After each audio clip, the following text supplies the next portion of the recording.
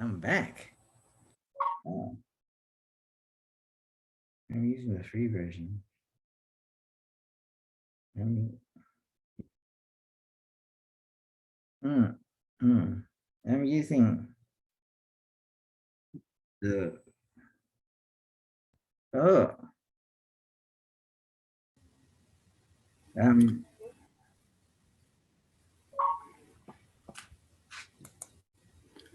Hello there. oh, If I can, because I know the topic was about drunk, and there is kind of an attachment to why we might drink and my perception of it, where the concept of enlightenment, we come into the light with the mind, this is the brain. A lot of things, Louise, that you're talking about is the development of the vessel. mm, So a lot of times when people start doing some of that pursuit of trying to find out, what the Buddha said, what Buddha Kyata and all that stuff was talking about, then people start doing a lot of their settlement. I can't answer the question, so now I'm going to start either drinking. A lot of this is unconsciously, of course, because people don't realize, once again, as we're talking, who's running the body. So when you're actually using the mind in enlightenment, now you could leave the mind eventually. We're all going to leave the mind, but most people never become aware of the essence to the vessel. So the old teaching of know thyself, who's the knower and who's the self. Both of them are programs running. Even when I say my spirit, that's not me. The tree of knowledge of awareness of good and evil just was the tree of knowledge, tree of awareness of good and evil, spiritual material. We've chosen to come here to experience things. Now we can play the game of what vessel I came through, how I developed myself and all that. Most people never develop their emotions and mental capacity. They never develop here and then the other plane. So then they become the observer, witness of the self. This is why when people say the word self-love, self-awareness, they actually have a childlike mind still. Because once you're aware of the self, helping the self, you're helping your ongoing program. So now when a person says, well, then I'll do settlements. I'll let somebody else do my settlement. I'll let somebody else govern over me, government or entertain me, entertainment. So once again, we're using language to communicate. But once that person's on their own journey, they'll realize the stuff that Buddha talked about, it might have benefited him, doesn't do fuck all for me, unless I look at the teachings. Because I'm not really interested in about facts, something after the fact, or theory, something in the future. What's my in the moment? And a lot of times we got to use agendas. What's my agenda? To live a comfortable life while I'm not creating anything new. Am I trying to avoid something? Well, that's why we have the state called ignorant. Unfortunately, we live in an age now where we can't use niscient as an excuse. There's no way I can know. Well, there's many books written out there. There's many podcasts out there. There's people, even when you're watching entertainment through things like radio and TV, you're going to unconsciously, you're going to pick up all that information. And knowing that information, this is why people try to sedate themselves. Now, they can play the game of life and death, but you exist within those planes. One is constant. The other one is this unknown. So once it's unknown, then you can go on a journey. But if you go onto the journey as a seeker looking for answers, then you're not a seeker.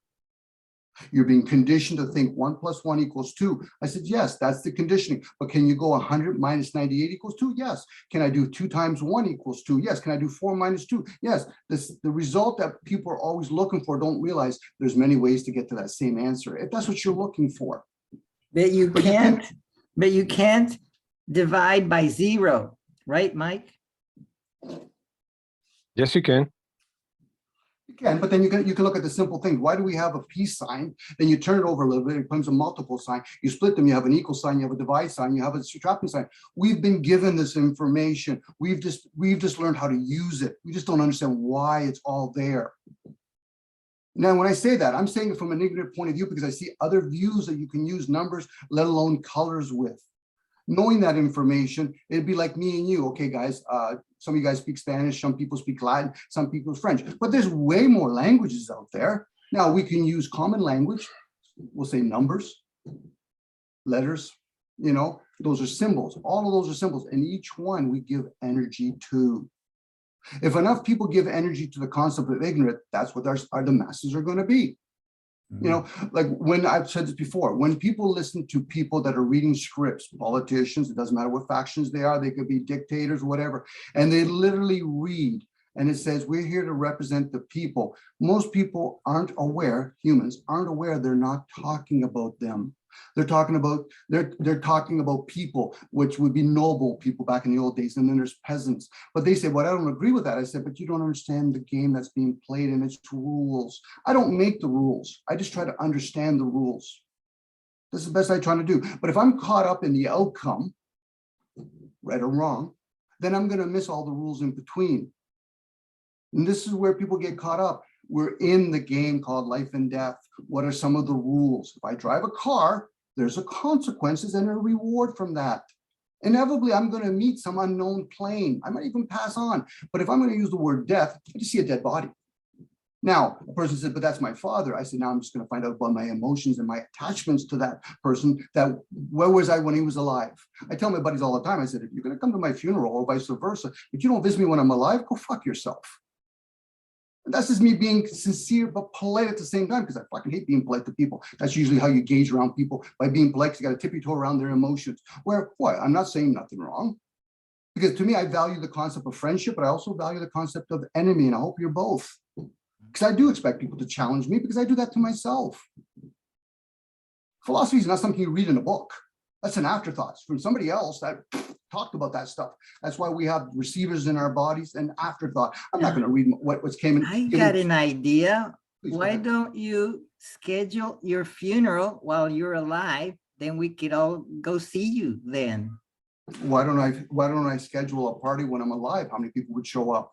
So why would I use the death process to find out whether or not people are sincere? They know why they're there. I'm not really concerned about why they're there. I just tell them straight out. I said, I'm only trying to see if whether or not, if you're genuinely trying to be a friend or an enemy, opposed to just an acquaintance, because they're a dime a dozen, then why are you telling me, why don't you go to somebody else's funeral? Why do I go to somebody else's wedding?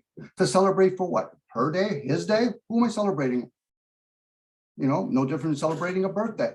If I'm going to celebrate a birthday, I better understand how all the planets line up, because I'm just celebrating a day. I celebrate my birthday. I celebrate my mom's birthday because she was there more than I was. Just to throw a couple things. And this is where when people start doing all this stuff, then they start doing escapism. I'll start drinking. Why? Because if I can sedate myself enough, you know, when people get a divorce, some people can go towards, hey, you know, Dominic, I'm just, like me, for my example, I escaped. I went traveling around the world. Other people, I'm going to double down. I'm going to go work. I'm going to become a workaholic, and I'll get rewarded in the end. Look, all the money I have. I said, yeah, but you were married to your money before you got a divorce. You know, the chasing part. Forget about actually earning money or making money. If you're making money, I'm in your basement trying to figure out how you're making it. But if you're earning the damn thing, then I would turn around and say, what are you exchanging for that piece of paper? Time exists beyond your scope. You're exchanging your energy for it. And it's a lesser value that you're going to obtain. Now, somebody could say to me, well, Don, but I need money. I said, no, you don't. You need maybe what money can buy. You know, and this is cleverness on words, but I'm listening in within. And I said, listen, if I told you to go south, but meanwhile, you're supposed to go north, didn't I mislead you? And nobody's lying to you. You're just misleading yourself, misleading the whole concept of what death is or isn't. I can tell you what's absence of death. Person is no longer there. But the question would imply for me, I know I've gone on here. Sorry, guys. But what about social drinking? When you have a meeting, a business meeting, and there might, well, I guess it depends on what kind of business, but sometimes they order drinks. And why is that encouraged? I guess it's because You're deviating, Jay. There's Jay, your conversation was about drunk. There's drinking. the assumption that when you drink a little bit, you're more honest.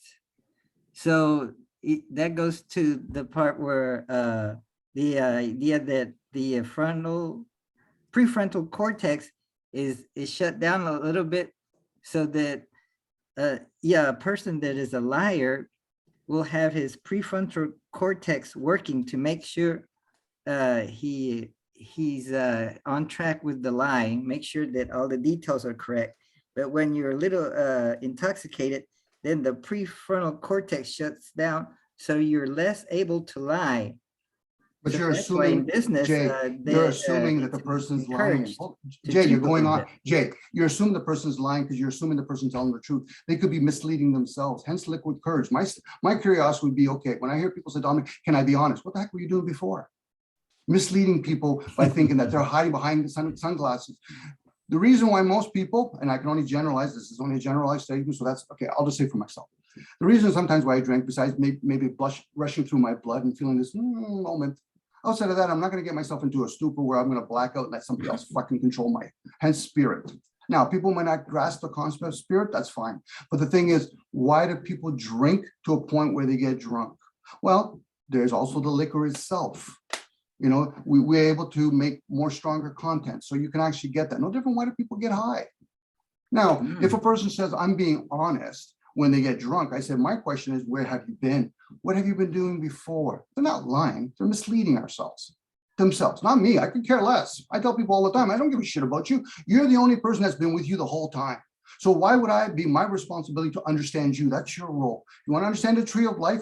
Figure out what wisdom is, figure out what understanding is, and knowledge is just the child. So now until you become aware, and this, I'm just using words, guys, but there's energy to all those words. So now when a person drinks opposed to drunk, two different things going on there. One leads to the other. Nobody's drunk and then they start drinking. Yeah, they can do that too if they want, because they're trying to maintain it. Because they're not actually realizing, oh, geez, I got to go back to what Louise have said it before. I got to go back to my version of reality. Well, there's many variations to reality, and there's many ways to kill the vessel. Not just two ways, there's many ways. The question is, who's the one behind the vessel? Who's the one that's saying, I'm always here? The person that Who's that? That's the inquiry for oneself. I can't answer that question for anybody else. And if I do answer it for myself, and it's my, well, I'll use the concept. Have you answered that for yourself? Can't say I have, Louise. That's why I'm a seeker. So who is it? Oh, you can't say you have. You said. I'm sorry. I didn't hear I can you do well. deduction. I can do so deduction. you asking who it is, but you don't answer that. I don't question. ask the question who he is. I do deduction.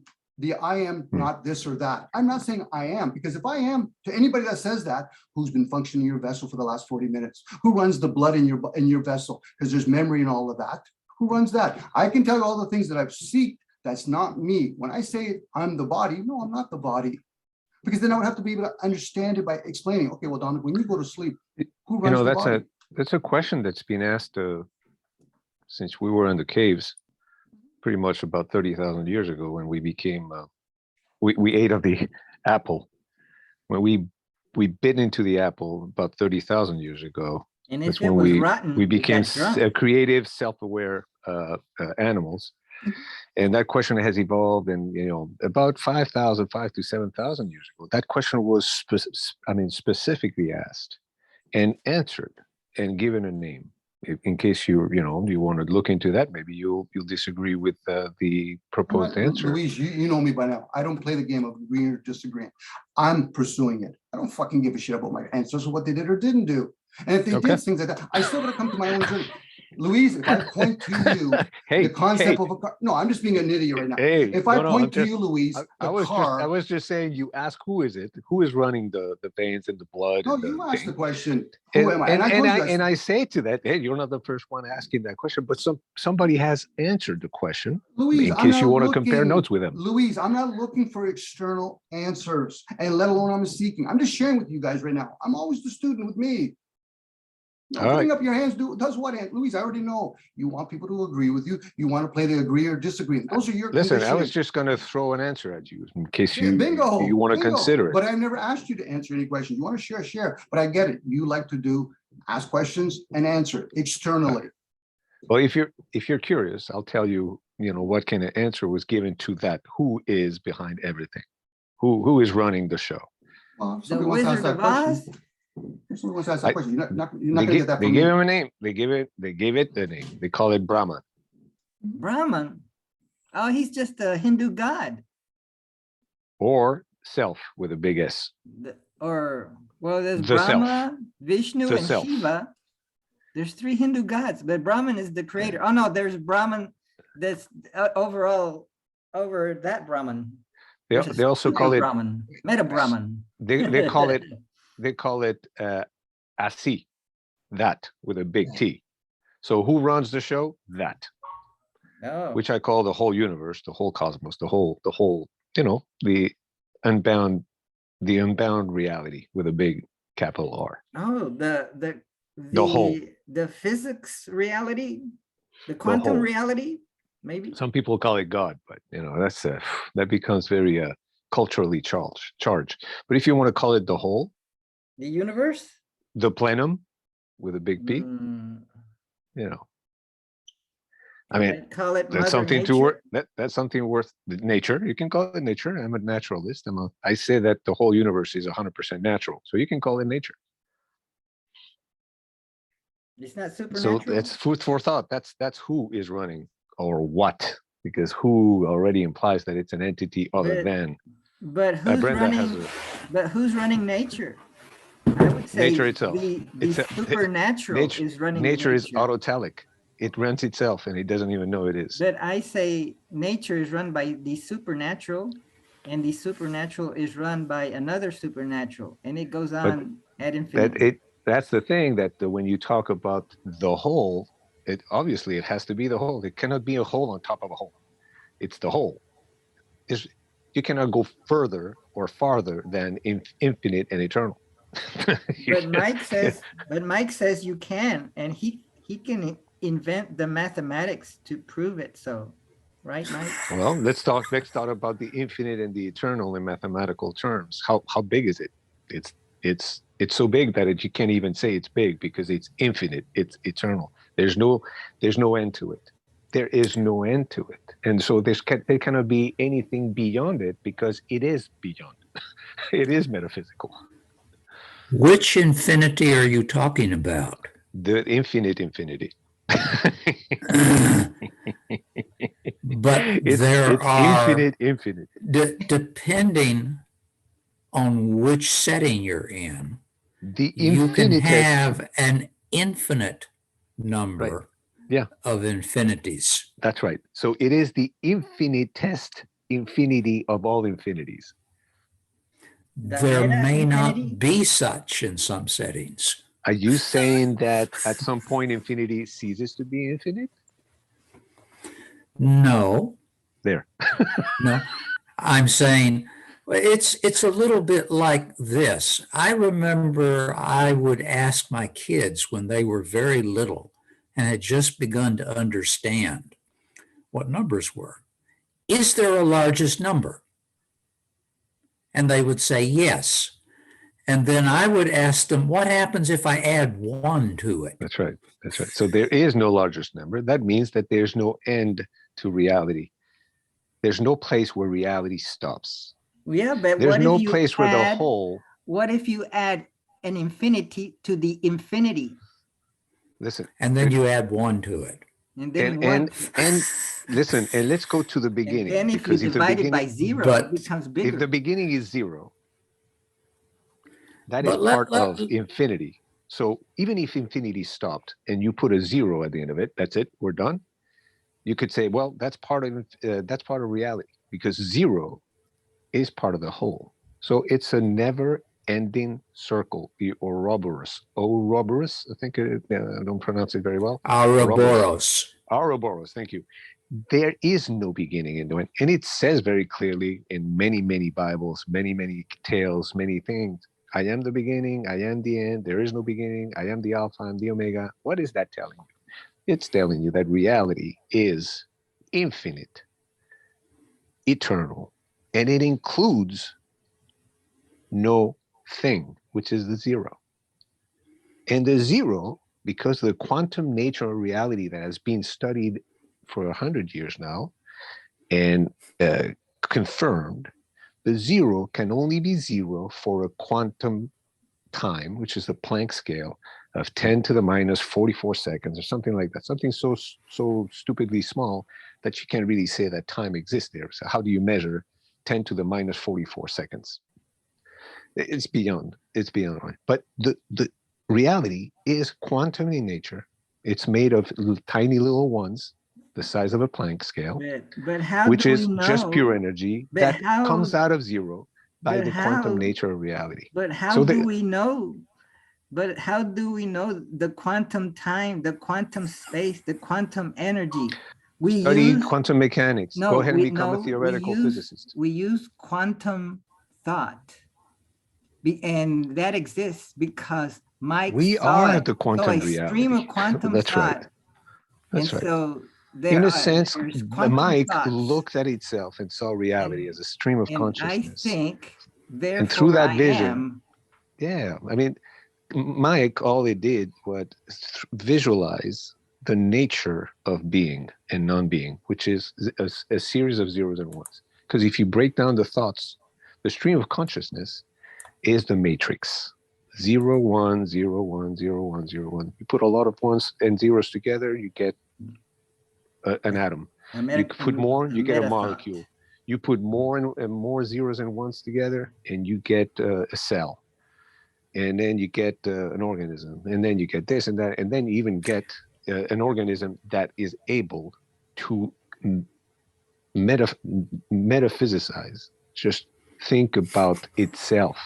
It's a self-awareness of reality. And that's we, human consciousness is reality looking at itself through zeros and ones. So right before your time of death, you're going to expand your consciousness to Brahman. Brahman. I am. When you expand it that much, you become Brahman. it. Tatvam Asi. You are it. It being the whole of reality, the infinite and the eternal, looking at itself through its parts or its part. Yes, Brenda. Yes, Brenda. Yeah, thank you. So, all right, we're calling it a being, or we call it Brahman. It goes by other names, but have we really come to the point where language now fails us? Yes. We are forced to call it Brahman, forced to call it a being. But you have to call it something. Right, but it really isn't a being, is it? That's right. It is easing. Yes. As a process. Business. If you want to delve into this idea, very good, because you got to the bottom of you got to the end of the rope. You got to the end of the tether. The mind at the end of its tether runs out of words. So I recommend you read the sutra on emptiness, the Kula Sunyata Sutra from the Theravada. Or study Nagarjuna. The same. They all are the same people from different places and cultures. That's the group that. If you study Sunyata, Sunyata or Shunyata or Shunya or Sunya, and you read the sutra of the Theravada text of the Kula Sunyata or Shunyata Sutra, you will see right there at the end of that sutra, after all the levels of concentration of the mind, the jhanas, and at the end, the mind sees itself and goes, this has the three characteristics like I mentioned before. It's impermanent, ever-changing. It is subject to suffering, but not at this point, because the mind is so metaphysical at this point that it's just everything becomes very small and very big at the same time. And third, it is no self. This is a maya, an illusion. And then at that point, the mind says, now I got it. It steps out of itself, and then reality is able to experience itself. The whole is able to experience itself directly. The mind has become, in scientific terms, a superconductor. And of course, a superconductor cannot use words, because that reduces the energy from 100 to 99.9999. So when the mind becomes metaphysical, it becomes a superconductor through which reality is able to see itself. The whole sees the whole through no part. Right. You know, at that point. No words. No words. No words. So you can talk about reality, but you cannot talk reality. Mm-hmm. So if I can put Luis just for a second. Reality, I'm going to finish with this. Sure. The mind, consciousness, the bridge between 0 and 1 is the intangible become intangible to become intangible again. So this funnel where reality coalesces and thinks of itself becomes reality again. So that mind that bridge of that stream of communication, that stream of thought that Mike visualized in his mind transcends itself. So the reality is able to be without knowing that it is. What? You have to get permission from Mike to use his vision. Copyrighted. He's already calling his lawyer. If I can share just a bit here, Louise, for a second. We have many variations of language. Thought is just one language. Thought is actually the language, what we call consciousness. Spoken language is usually the for the vessel. So for example, one of the languages is numbers. So now when I use the number 3 o'clock, and that is not time. It's a gauge for another gauge, which is the sun and the moon. That's not time either. Those are just polarities. So time does not exist on this plane to be able to speak with language. So now anything after thoughts, hence consciousness, and vice versa, it accumulates information. So when we use colors, we use French, Spanish, Latin, like we're using an English language, it's a meaningful language. It's a very confusing language because it has many interpretations, not like Greek where it's a comprehension language, or Sanskrit, which is healing. So when people do mantras, mantra just means mind transcending. You're ascending the mind. So when you say the word your mind, that means there's something else, because your mind has limitations. Same with the vessel called the heart. It has limitations, the sole of your foot. We have many receivers in this vessel. So now Brenda had mentioned about the creator. There is creators. There's even formation, what we call lords and gods, but they were also able to use language. We're using a language to explain something else, because we're under the assumption it's something opposed to no thing. It doesn't exist on this plane. Goes back to, once again, can the person that's speaking realize then where the thoughts exist? If Mike actually saw a light, then I would say then you're talking about enlightenment. You're getting a moment of what you might or not be. This is why when people actually elevate and develop their emotions and their mental capacity, this is where the concept of other beings can see halos over top of others, because the lower triangle is meeting the higher triangle, because we're always receiving information. So now information. So when you're coming to the light, enlightenment, you're coming from a neutral state. We don't know where the unknown is. And even if we did, how many more books would we have to write to mislead ourselves? Because it's a personal journey. That journey is, okay, so I'm going to use some of the crumbs along the way. Some of the crumbs are written works. Now, we can look at all the different variations of teachings out there, Hindus, Buddhism, Christianity. We can even take all the states involved. Once you realize you've been converted into a BS, a belief system, it's usually the stumbling blocks towards knowledge. Why would you want to convert from one to another? You're just taking the same information and going back and forth. Now, you can write books on it, but again, you're talking afterthoughts. See, we play this game of cause and effect. If you don't know where thoughts come from, now you're talking only in the vessel with the effect, and then you have side effects.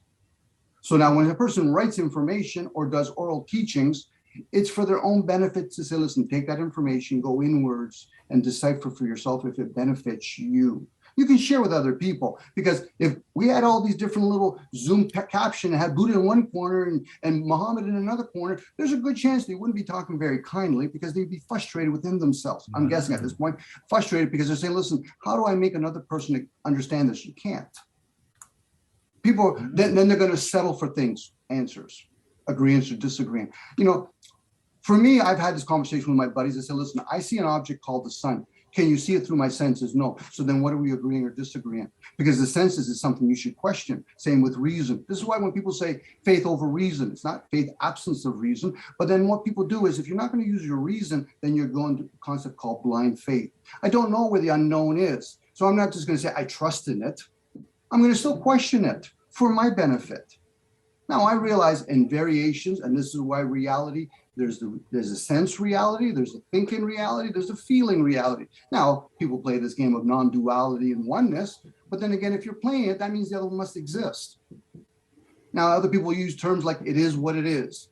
That's kind of like a person says, I've just given up. to a certain point. It is what it is, and there's really nothing I can do about it. There's nothing I can do about it. Whoever says anything to do about doing, just be and Thank you, realize Luis, I'm going to. for presenting your metaphysics. Thank you, towards guys. It's always great to discuss things with you. I enjoy the heck I out of it. learned much today. Could I make one parting comment? Please. This connects with Brenda's concern and Luis's concern about people are constantly dealing with this fear of death. Mhm. In my own life, years ago, I came to the conclusion that my consciousness will continue when my body is no longer here. And I have found that this attitude is one which has colored my life and has made things in certain ways a great deal easier. Of course, I still fear the physical process of dying and don't look forward to it. That's what the drugs are for. That's no problem. Yes. I would add a little bit to that, and I would say, just think for a second that it's not your consciousness that's going to go on, but that you are the infinite and eternal consciousness.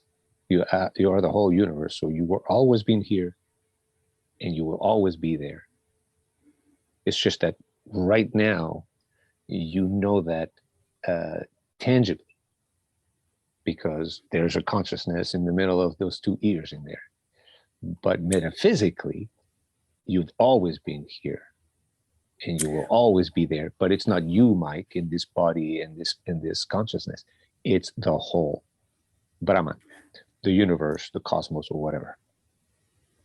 Well, I expect that, quote unquote, I will go on. Presumably the nature of that consciousness will change since it will no longer inhabit this physical body. But it may be that I shall simply wake up and say, oh, that was a rough dream. You won't remember. You will not remember.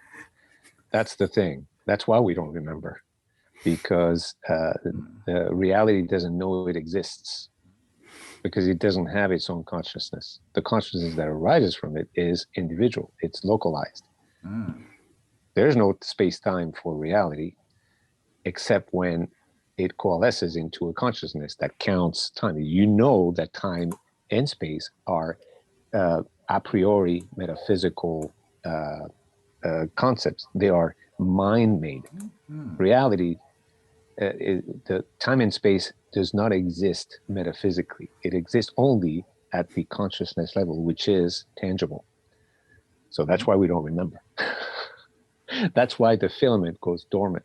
Or There's maybe nothing in there. Or maybe you don't remember that you did remember. Well, that's the process of enlightenment. That's how you die before your death, when that you remembered that you didn't remember.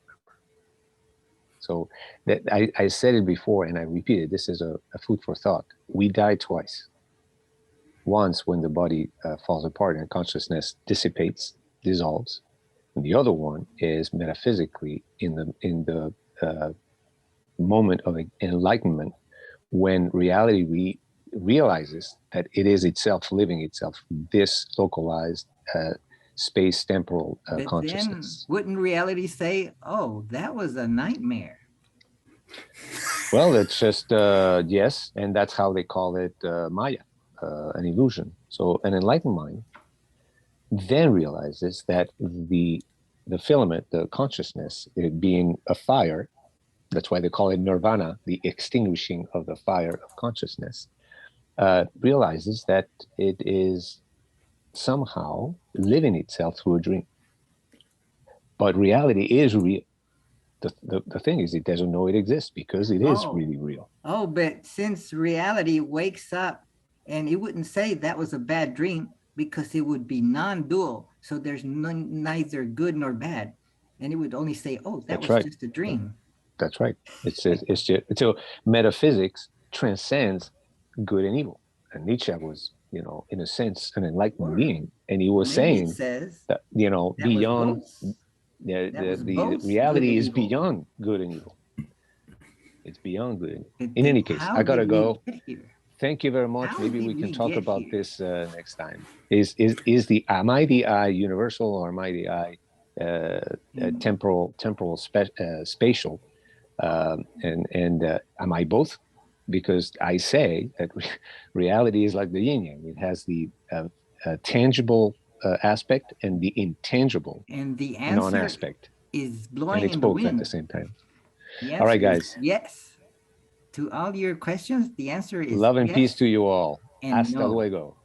Hasta la vista, babies. And the answer is yes and no, and both yes and both no, and neither yes and neither no. It's There all you the go. answer. Neti. Check out that expression. I'm going to take off too, fellows. What are you going I'm to take off? going to your go pants? eat a little breakfast. Oh, that's nice. Bon appetit. Ciao, All right. Luis. Okay. Ciao, Now I'm Luis. leaving. Make some Good seeing scrambled you. eggs, See you next Saturday. some toast, Take care. and some coffee. Bye-bye. Thank you, Mike. Thank you, Luis. Okay. I learned so much today. What Did did I you learn learn about today? why people drink? I mean, why people get drunk. Sometimes people Oh. get drunk by talking about this kind of stuff. Oh, because people get drunk because they attend these Zoom meetings and they get really upset, and so they go get drunk so that they feel better. Some of it's conditioning. If you're in a community that people, like you said earlier, socially drink, then the children themselves will drink too. It's like when people start smoking around other people that are doing it, you know, especially around their, you know, pressable years, you know, when teenagers, some people literally have reasons why they smoke to grieve. Other people are just doing it because monkey see, monkey do. You know, there's always the concept of an alpha female or male that is in the group. And there's also pretenders. This is why when women usually get together, it's usually if there's a harmony of cycles, the women's cycle, it could play a factor because there could be an alpha female in the group.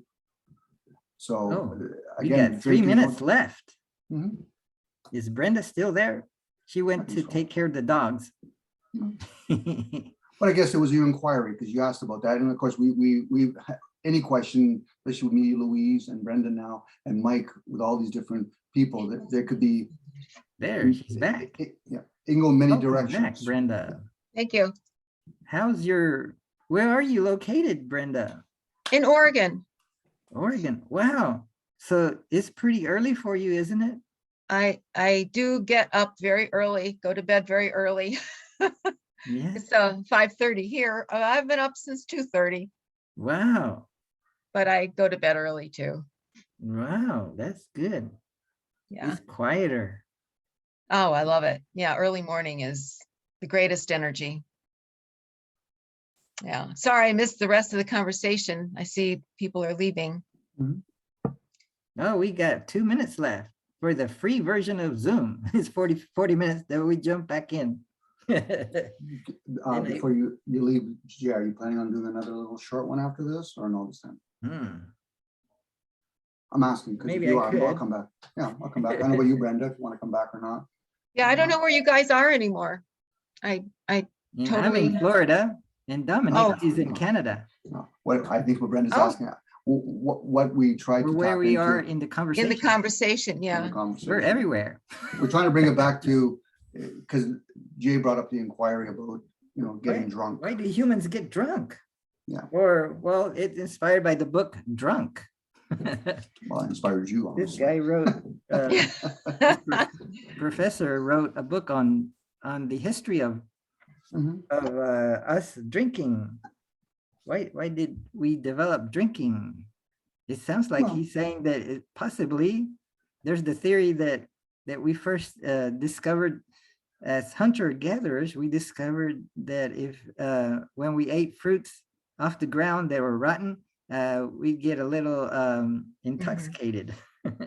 So then they developed the agriculture to grow more of those fruits and grains, I guess, to make more more of that stuff. And then there's distilled liquor that's really high in alcohol. That's fairly new, I guess. Maybe, I don't know, not so new, but it got perfected in the past 100 years, I guess. That's why they put prohibition, because it was really a bad drug, dangerous too. But Well, I guess- there's a problem in the U.S. of maybe, and maybe other Western countries, that maybe not as much in, not that much in Europe, that people